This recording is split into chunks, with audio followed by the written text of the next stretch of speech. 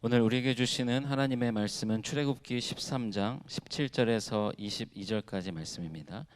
한 절씩 교독하겠습니다. 바로가 백성을 보낸 후에 블레셋 사람의 땅의 길은 가까울지라도 하나님이 그들을 그 길로 인도하지 아니하셨으니 이는 하나님이 말씀하시기를 이 백성이 전쟁을 하게 되면 마음을 돌이켜 애굽으로 돌아갈까 하셨음이라. 그러므로 하나님이 홍해의 광야 길로 돌려 백성을 인도하심에 이스라엘 자손이 애굽 땅에서 대열을 지어 나올 때에 모세가 요셉의 유고를 가졌으니 이는 요셉이 이스라엘 자손으로 단단히 맹세하게 하여 이르기를 하나님이 반드시 너희를 찾아오시리니 너희는 내 유고를 여기서 가지고 나가라 하였음이더라. 그들이 숫곳을 떠나서 광야 끝 에담에 장막을 치니 여호와께서 그들 앞에서 가시며 낮에는 구름 기둥으로 그들의 길을 인도하시고 밤에는 불 기둥을 그들에게 비추사 낮이나 밤이나 진행하게 하시니 낮에는 구름 기둥 밤에는 불 기둥이 백성 앞에서 떠나지 아니하니라. 아멘. 이 시간에 계속해서 출애굽기 13장의 말씀으로 앞서가시며 인도하시는 하나님이라는 제목으로 말씀을 나눕니다. 저는요 이렇게 생각해요. 우리가 이 땅에서 하나님의 자녀로 살아가면서 누리는 여러 가지 특권들이 있습니다.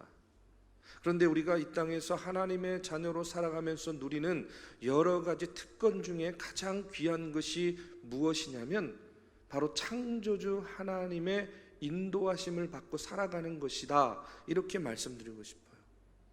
저와 여러분, 오늘 우리는 우리를 만드신 창조주 하나님의 인도하심을 따라 살아가는 하나님의 존귀한 존재들인 줄로 믿습니다.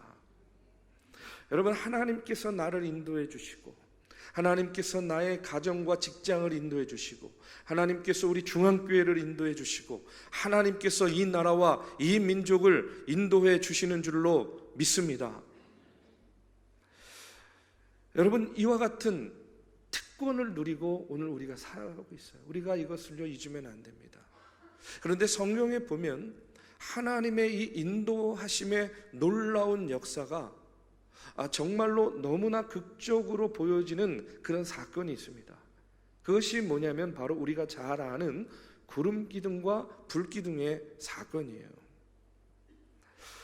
길도 없는 광야에서 여러분, 이스라엘 백성들을 하나님께서 인도해 주시는 방법이 무엇이었냐면 바로 구름 기둥과 불 기둥으로 인도해 주시는 거였습니다.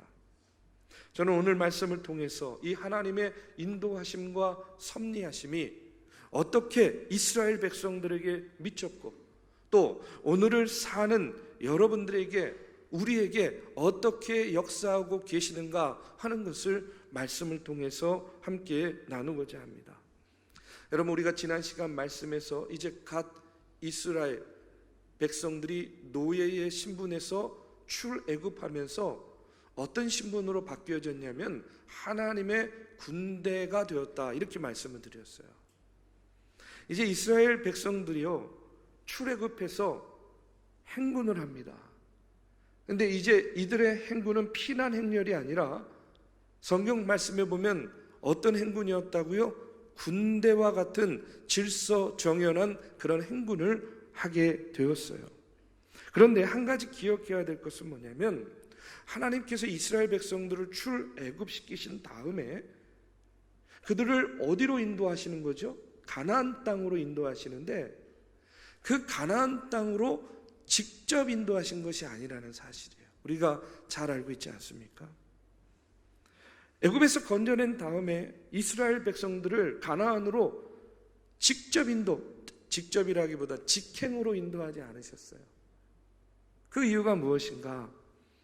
여러분, 이스라엘 백성들이 노예의 신분에서 출애굽해가지고 앞서도 말씀드렸지만 군대와 같은 그런 신분으로 변화되었다라고 말씀을 드렸어요. 그런데 중요한 건 뭐냐면 신분은 변화되었지만 그들이 변화된 신분에 맞는 삶을 살기 위해서는요 뭐가 필요했냐면 시간이 필요했어요. 그 시간 가운데 훈련이 필요했다는 겁니다. 이스라엘 백성들에게는 지금 뭐가 필요한 때냐? 훈련이 필요한 그런 시기였다는 거예요. 어떻게 훈련하셨는가? 앞서도 이야기했죠. 직행, 직접 인도하신 것이 아니에요. 돌아가게 했습니다. 이스라엘 백성들의 그 출애굽의 발걸음을 바로 갈 수 있는 길을 돌아가게 하나님께서 인도하시는 것을 보게 돼요. 여러분, 출애굽의 여정이 어디서 시작됐냐면 라암셋에서 시작되었어요. 성경에 보면 라암셋에서 출발한 그 백성들이 숫곳에 이르렀다고 나옵니다. 이 숫곳은 라암셋에서 동남쪽으로 한 30km 정도 떨어진 곳이에요. 그런데 우리가 잘 알듯이 이스라엘 백성들이 라암셋에서 출발해서 가나안 땅을 갈 때는요, 애굽을 거쳐서 시내 반도를 거쳐서 수르 광야를 거쳐서 그냥 가나안 땅으로 직접 들어가면 직선 거리로 아무리 오래 걸려도 2주 전후면 들어간다고 합니다. 그렇게 동쪽으로 쭉 그냥 가면 되는 거였는데 하나님께서 이스라엘 백성들을 숫곳으로 발걸음을 옮겼어요. 숫곳은 동남쪽으로 한 30km 떨어진 거예요. 그 다음에 오늘 말씀해 보니까 숫곳에서 어디로? 에담으로 또 그들의 발걸음을 옮기게 됩니다. 에담 역시 숫곳에서 동남쪽으로 있는 그런 도시였어요. 그리고 이어지는 말씀에 보면 이 에담에서 홍해 바다를 건너가게 하는 것을 보게 돼요. 18절의 말씀에 보니까 그러므로 하나님이 홍해의 광야 길로 돌려 백성을 인도하심에 이스라엘 자손이 애굽 땅에서 대열을 지어 나올 때 이렇게 나오고 있습니다. 하나님께서 이스라엘 백성들의 발걸음을 라암셋에서 숫곳으로, 그리고 숫곳에서 에담으로, 그리고 홍해 바다를 건너서 시내산이 있는 남쪽 지역으로 내려오는 길로 쉽게 말해서 돌아가게 하신 거예요. 직접 갈 수 있었는데 돌아가게 하셨어요. 이유가 무엇일까? 왜 하나님께서 이들을 그렇게 인도하셨을까? 여러분, 그 이유가 17절의 말씀에 나옵니다. 17절에 보면요, 바로가 백성을 보낸 후에 블레셋 사람의 땅의 길은 가까울지라도 하나님이 그들을 그 길로 인도하지 아니하셨으니 이는 하나님이 말씀하시기를 이 백성이 전쟁을 하게 되면 마음을 돌이켜 애굽으로 돌아갈까 하셨음이라, 이렇게 나와요. 동쪽으로 바로 직행하면 반드시 어디를 지나야 되냐면 블레셋 땅을 지나야 되는 거예요. 그러면 블레셋 땅을 그냥 지날 수 있습니까? 뭘 해야 되죠? 전쟁을 해야 되는 거예요. 여러분, 가나안 족속들 가운데 당시에 가장 강한 족속이 어떤 족속이었냐면 블레셋 족속이었어요. 이스라엘이 나중에 여호수아를 통해서 가나안 정복 전쟁을 했을 때에도 마지막까지 정복하지 못한 가나안 족속이 누구였냐면 블레셋 족속이었어요. 그런데 동쪽으로 직행으로 가려고 하면 반드시 블레셋 땅을 지나야 되고 블레셋과 전쟁을 해야 되는 겁니다. 자, 그런데 지금 이스라엘 백성들의 상황을 한번 여러분 살펴보십시오. 애굽에서 나오느라고, 급히 나오느라고 그냥 별로 챙겨 나온 것도 없어요. 서둘러 나왔습니다. 광야의 길을 가는 이스라엘 백성들, 여러분, 절대로 전쟁을 치를 만한 그런 준비도 여건도 되어 있지 않아요. 전쟁은 무슨 전쟁입니까? 자기 몸 하나, 자기 식솔들 간수하기도 어려운 그런 지경이었을 거예요. 그런데 만약에 블레셋과 전쟁을 치릅니다. 그러면 많은 사람이 죽어나갈 것이고요. 그 행군이 얼마나 고통스럽고 고난스러운 그런 행군이 되겠습니까? 그러면 이스라엘 백성들 입에서 어떤 이야기들이 터져 나올까요? 모르긴 몰라도, 아니 왜 굳이 애굽에서 나와가지고 우리가 이 고생합니까? 왜 전쟁으로 우리가 우리의 가족을 잃고 나의 목숨을 잃어야 됩니까? 전쟁으로 죽으나 노예로 살다 애굽에서 죽는 건 마찬가지인데 애굽에서 나온 지 얼마 되지도 않았으니까 우리 가나안으로 가지 말고 그냥 다시 애굽으로 돌아갑시다. 아마 이런 불평과 불만들이 분명히 있었을 거 아니겠어요? 하나님은 아신 겁니다. 뭘 아셨냐면 이스라엘 백성들은 아직 전쟁을 치르거나 이길 만한 그런 준비가 되어 있지 않다 하는 사실을 하나님께서는 아셨어요. 여러분, 광야의 생활이 그냥 행군만 하면 되는 것이 아닙니다.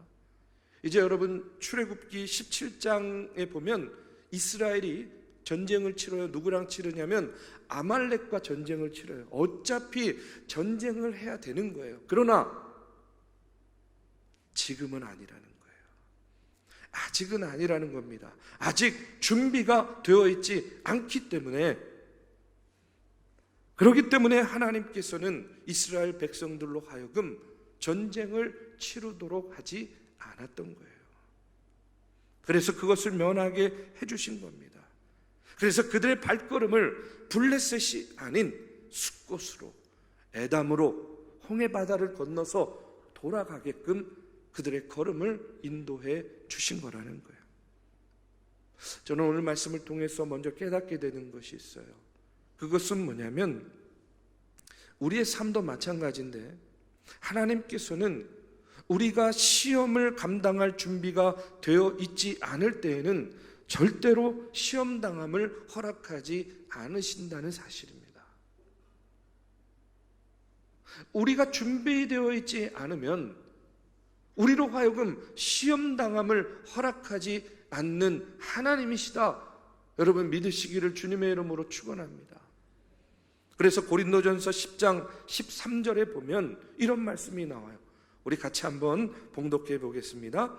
사람이 감당할 시험 밖에는 너희가 당한 것이 없나니 오직 하나님은 미쁘사 너희가 감당하지 못할 시험 당함을 허락하지 아니하시고 시험 당할 즈음에 또한 피할 길을 내사 너희로 능히 감당하게 하시느니라. 아멘. 여러분 믿으십니까?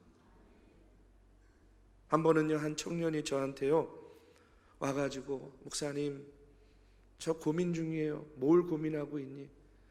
제가요 신학교에 가서 목사가 될까 말까 고민하고 있어요. 그래서 제가 그랬어요. 야, 그렇게 고민되는 걸 보니까 네가 아직 목사가 될 준비가 안 된 것 같다. 그러니까 너무 고민하지 말고 그냥 네 일상 하루하루 열심히 살다 보면 다시 하나님께서 너에게 확신을 주실 거야. 그때 하면 돼 하고 이렇게 돌려보냈던 기억이 있어요. 여러분, 저는 그렇게 믿습니다. 준비가 되지 않았을 때 하나님은 부르시지 않는다는 거예요. 그러니까 걱정할 필요가 없어요. 하나님은요 준비되지 않은 백성들에게 감당할 수 없는 그런 시험을 허락하지 않으신다는 거예요. 하나님은 준비되었다고 생각하실 때에 그들로 하여금 전쟁을 겪게 하십니다. 그 전쟁을 통해서 하나님의 강력한 군사로, 하나님의 백성으로 훈련시키시는 하나님이세요. 우리는요 때로 이런 항변할 때 있어요. 하나님, 왜 저에게 이런 고난 주세요? 하나님, 왜 저에게 이런 고생을 시키십니까? 그런데 여러분, 고생하시기 싫고 고난당하기 싫으면 그냥 천국으로 그냥 직행하면 되는 거예요. 그런데 우리에게는 이 땅에서 해야 될 일이 남아있는 거예요. 그렇기 때문에 하나님께서는 고생도 주시고 고난도 주시고 그 연단을 통해서 우리를 어떻게 하는 거예요? 하나님의 백성으로 훈련시키시는 겁니다. 바로 이 훈련을 위해서 오늘 하나님께서는요 광야와 같은 인생길 가운데 우리를 세워 놓으시는 거예요. 그리고 그 광야 같은 인생길 가운데에서 우리로 하여금 눈을 들어 하나님을 바라보게 하는 겁니다. 그렇기 때문에 고난 가운데, 고생 가운데에, 환난 가운데 우리가 불평하고 원망하는 것이 아니라 내 삶 속에 임하시는 그 하나님의 주권적인 섭리를 바라보시고, 지금 이 연단이 나를 훈련시키시는 하나님의 계획과 섭리 가운데 있는 거구나. 여러분 담대하게 그와 같은 일들을 마주하시고 받아들이시고 이기시고 극복해 나가시기를 주님의 이름으로 축복합니다. 이제 이스라엘 백성들을 준비시키고 훈련시키시기 위해서 광야길로 인도하신 이 하나님께서 그들과 함께 하심을 우리가 보게 되는데, 그 함께 하심의 사건이 뭐냐면 바로 구름 기둥과 불 기둥의 사건이었어요. 21절의 말씀에 보니까 여호와께서 그들 앞에서 가시며 낮에는 구름 기둥으로 그들의 길을 인도하시고 밤에는 불 기둥을 그들에게 비추사 낮이나 밤이나 진행하게 하셨다. 이렇게 나오고 있어요. 하나님께서 이스라엘 백성을 인도하시는데 21절에 보니까 뭐라고 나오냐면 여호와께서 그들 앞에 가시며 이렇게 나오고 있어요. 하나님께서 이스라엘 백성들을 어떻게 인도하셨냐면 앞서가시면서 인도하셨다는 거예요. 앞서가시면서. 그런데 그냥 앞서가신 게 아니에요. 여러분, 앞서가긴 가는데 막 저 멀리 한참 앞서가가지고요, 야 여기야, 너넨 지금 어디를 보고 있는 거야? 빨리 안 오고 뭐해? 막 이렇게 다그치시면서 앞서가시는 것이 아니라는 거예요. 바로 눈앞에서 구름 기둥을 보여주십니다. 바로 머리 위에서 불 기둥을 보여주시는 거예요. 마치 한 걸음 한 걸음 그들의 발걸음을 인도하시듯이 앞서가시면서 매 순간순간 한 걸음 한 걸음 이스라엘 백성들의 그 걸음을 인도하고 계시다는 거예요. 우리는요 이런 생각하죠. 하나님, 10년 뒤에 나는 어떤 모습일까? 20년 뒤에 우리 가정은 어떤 모습일까? 하나님 알고 싶어요. 알려주세요. 그런데 만약에 그렇게 알면 훨씬 더 쉬운 수월한 인생, 우리가 좀 준비하는 인생을 살 수 있지 않겠습니까? 그런데 하나님은 그렇게 인도하시지 않더라고요. 하나님은 어떻게 인도하시냐면 바로 하루하루 순간순간 우리의 삶을 인도해 주시는 그런 하나님이세요. 그 순간순간을 하나님을 따라 살다 보면 어느 날 마침내 하나님께서 나를 인도해 주시기를 원했던 그 목표 지점에 내가 서 있는 것을 발견하게 된다는 거예요. 여러분, 이런 이야기가 있습니다. 빌리 그레함 목사님이 도시를 다니면서 큰 집회를 인도할 때마다 간증을 하는 자매가 있었어요. 그 자매가 누구냐면 킴 웍스라는 한국인 자매였어요. 근데 이 자매는요, 눈이 보이지 않는 장님이었습니다. 미국의 인디애나 주립대학에서 성악을 전공한 자매였어요.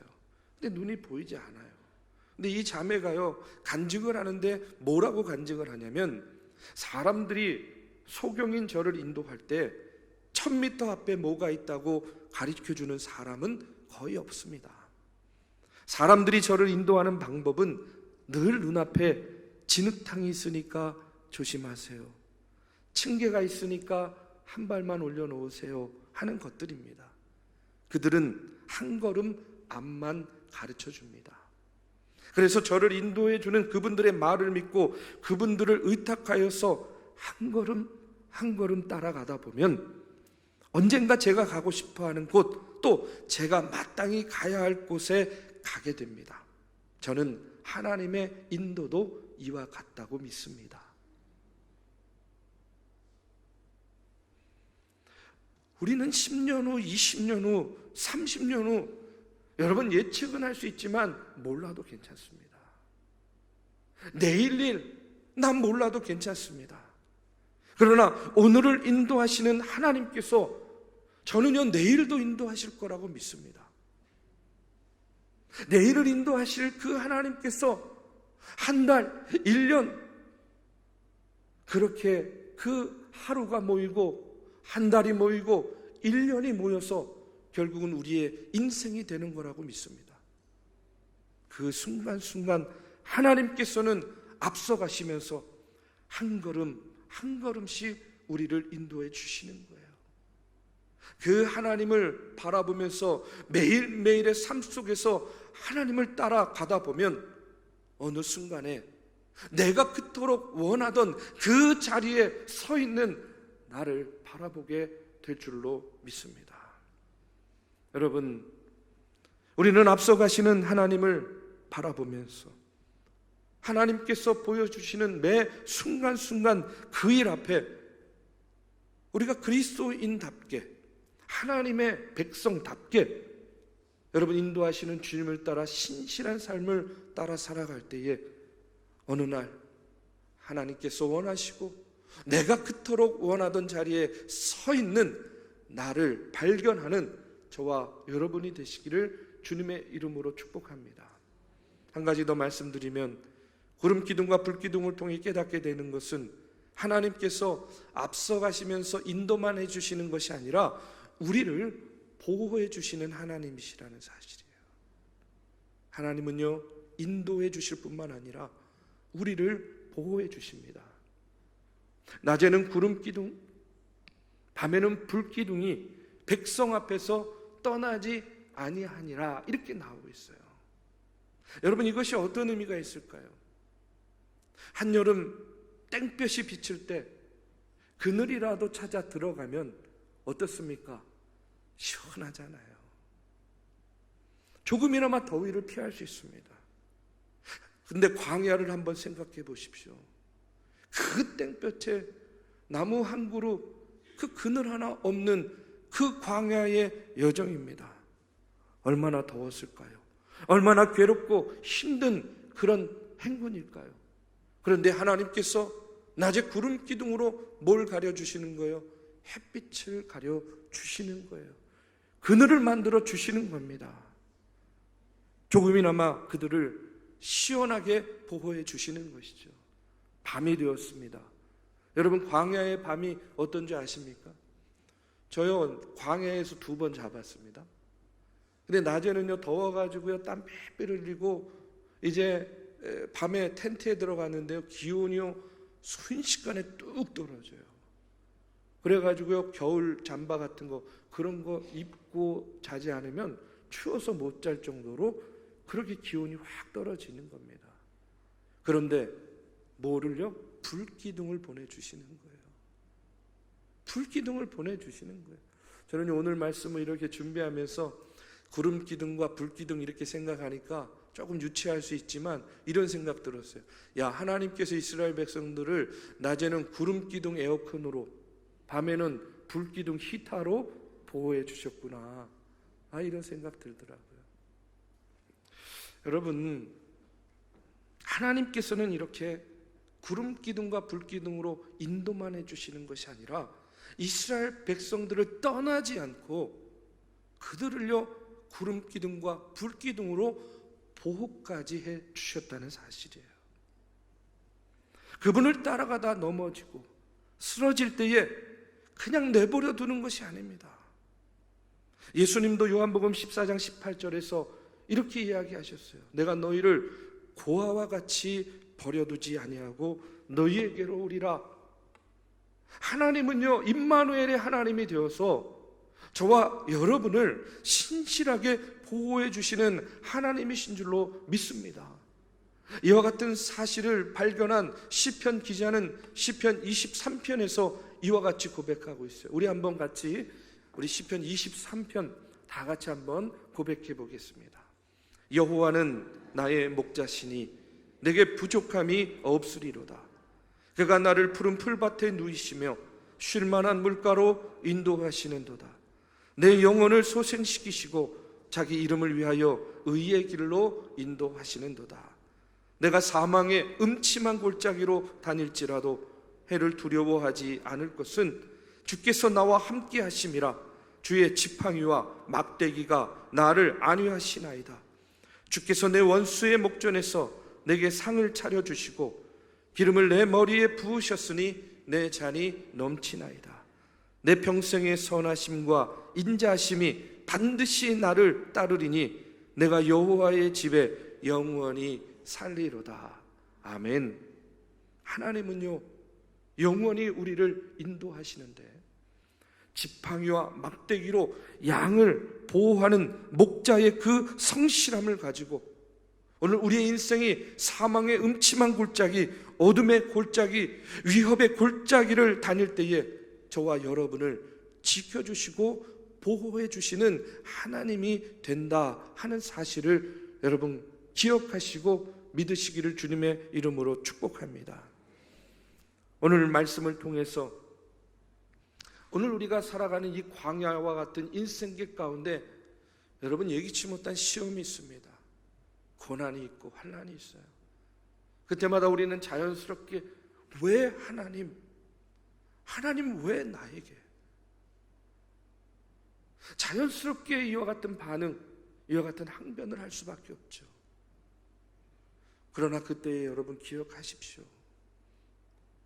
내가 그것을 감당할 수 있다. 감당할 수 있는 시험이다. 감당할 수 있기에 하나님이 지금 나를 연단하시기 위해서, 훈련시키시기 위해서 이와 같은 시련의 한복판에 세워 놓으신 것이다. 여러분, 불평과 원망이 아니라 하나님 도와주시면, 하나님 함께 해주시면 내가 감당할 수 있습니다. 내가 이겨낼 수 있습니다. 내가 극복할 수 있습니다. 여러분, 이와 같은 믿음 안에 서시기를 주님의 이름으로 축복합니다.